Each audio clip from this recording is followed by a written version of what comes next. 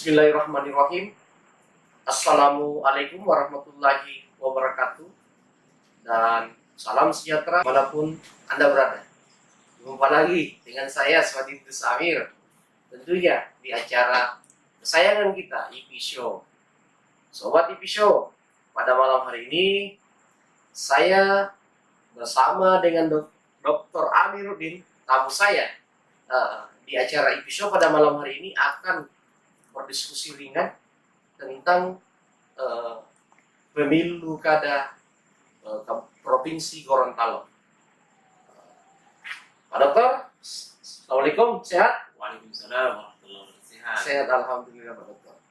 Dokter, Gorontalo ini walaupun provinsi baru, tetapi provinsi ini itu geliatnya secara nasional itu sangat luar biasa. Tokoh-tokoh dari Gorontalo itu menghiasi panggung nasional. Saya salut dengan Gorontalo ini, Pak Dokter. Sobat IP Show, Pak Dokter ini malah melintang di Provinsi Gorontalo sebagai pengajar, dosen, dan juga sebagai peneliti.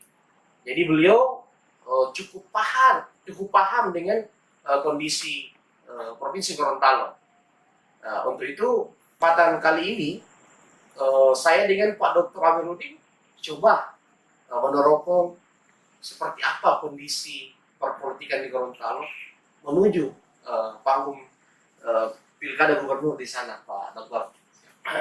Pak Dokter, ini kan Rusli Habibie sudah ada periode ya, artinya tidak maju lagi 2024. Nah, wakilnya yang 2 periode bersama kemungkinan akan maju, ya kan?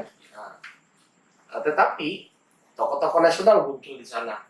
Dalam kacamata saya, yang saya pantau ada sekelas Rahmat Gobel itu beredar di media sosial akan maju di Gorontalo. Ada Rum Kono, tokoh nasional, muncul juga namanya. Seperti itu. Ada bupati-bupati yang sukses, yang punya prestasi. Nah, kira-kira kalau gambaran kasar untuk hingga saat ini, Pak Dokter, kira-kira selain nama-nama yang saya sebutkan tadi, kira-kira tokoh-tokoh yang mana saja yang juga memiliki peluang untuk maju di Pilgub Gorontalo, Pak Dokter? Ya, terima kasih.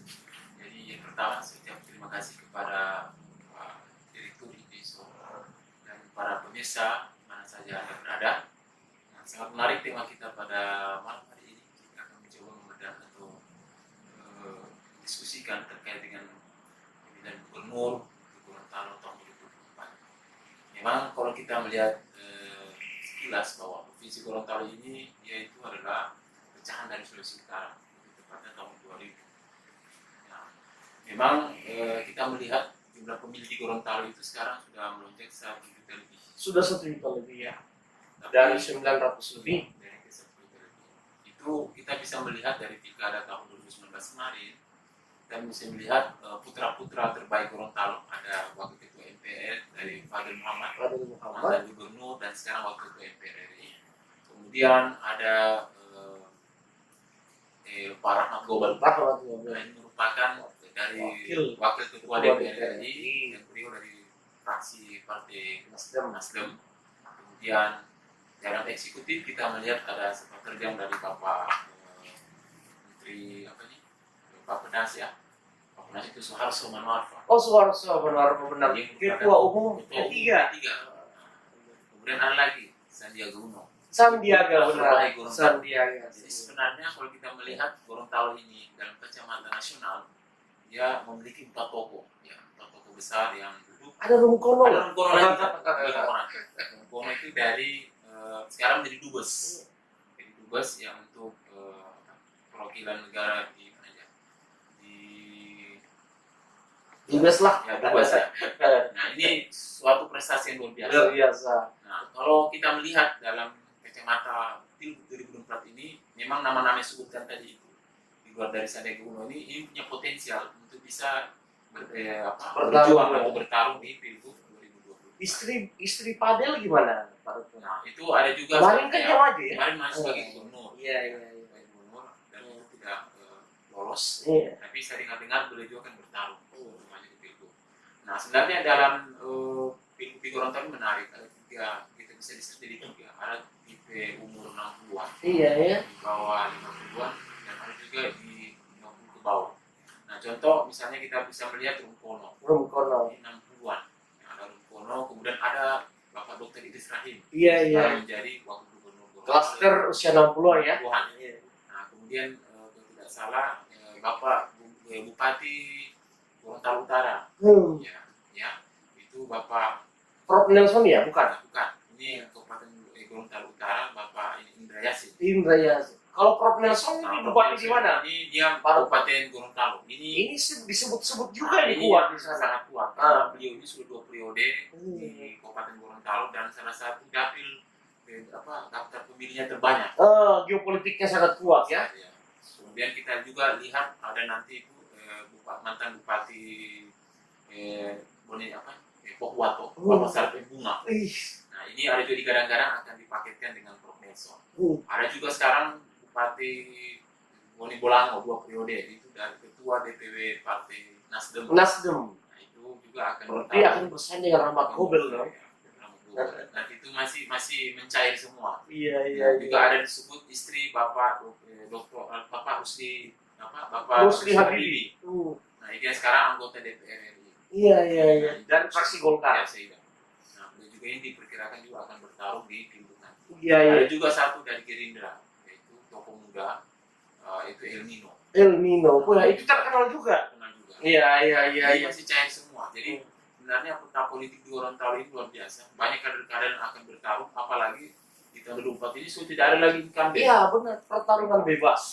Jadi semua bisa dipasangkan dengan siapa Iya, saja, iya. tergantung dari kendaraan yang mereka gunakan. Kalau mungkin kita berbicara tentang kendaraan politik, ini Prof Nelson ketua P3 ya. Iya.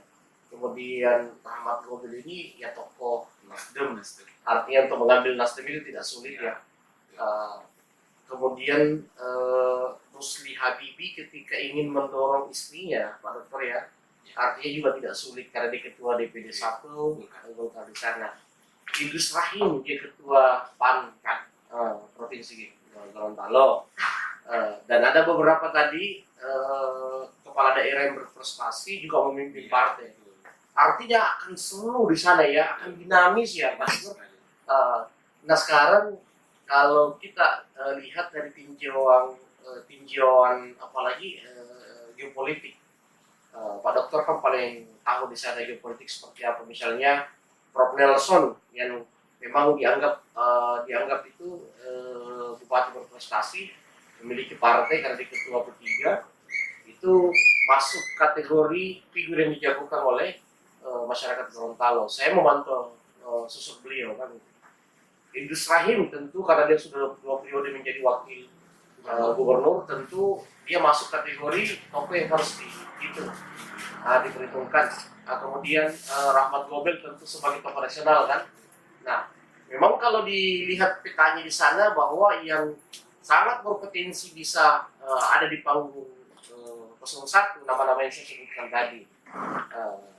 Artinya ketika mereka memang serius, kemungkinan yang muncul sebagai calon gubernur adalah nama-nama ini ya. Pak Dokter mungkin kita sepakat ya. Kemudian istri dari Pak Fadil Muhammad, Bu Hana kan, kemungkinan juga akan memaksakan diri kembali maju karena kan sudah pernah kemarin maju walaupun di urutan ketiga kalau nggak salah ya. Pada saat itu Pak Dokter ya. Artinya kalau misalnya calon-calon gubernur yang masuk kategori calon gubernur di sana yang potensi nama-nama ini mungkin ya Pak Dokter ya. Nah kalau misalnya keempat nama ini yang muncul sebagai calon gubernur, dari nama-nama ini siapa yang paling cocok menjadi wakil sebagai pasangan mereka untuk bisa menutupi geopolitiknya, untuk bisa saling melengkapi. Pak Dokter paling paham geopolitik di sana. Silakan Pak Dokter. Oke, saya kira sekarang sudah ada deal-deal ya, sudah ada bentuk-bentuk lobby-lobby. Lebih awal. Ya, lebih awal tingkat partai, kemudian basis sosial masyarakat, dari media akademisi, ya, sosok siapa. Nah, sebenarnya ada juga yang saya ingin sampaikan juga yang terlupakan, ada juga rektor ya, Pak Edward Wolok. Waduh. Nah, ini juga punya potensial, dia tokoh muda, yang sekarang menjadi cikal bakal yang akan ikut terlibat akan ikut bertarung nantinya. Iya. Kemudian kalau Pak Juha tadi ada ketua DP ketua Golkar Kota ya. Betul, Pak- Golkar Kota Wali ya. Kota Gorontalo sekarang. Wali Kota Pak Fadil, Gorontalo. bukan, sorry ya, Pak Martin Taha. Martin. Jadi sudah 2 periode juga. Sebenarnya banyak ya. Jadi sebenarnya kalau kita lihat sosok yang punya potensi besar ini sangat tokoh untuk gubernur itu, kalau saya melihat cenderung ini kepada Nelson. Prof. Nelson. Sama seperti yang saya tadi analisa ya. Sekali. Prof. Nelson. Kemudian kita bisa Rahmat Gobel. Rahmat Gobel karena dia tokoh nasional, punya kekuatan finansial. Finansial luar biasa. Nah, Nah, kemudian Idris Rahim gimana? Idris Rahim Karena ini, sudah periode ya, jadi. 2 periode kemungkinan juga. Kan dia PAN, ketua PAN. Dan jualnya agak lebih baik. Iya. Kemudian Sudah ada 3 tokoh ya yang potensinya.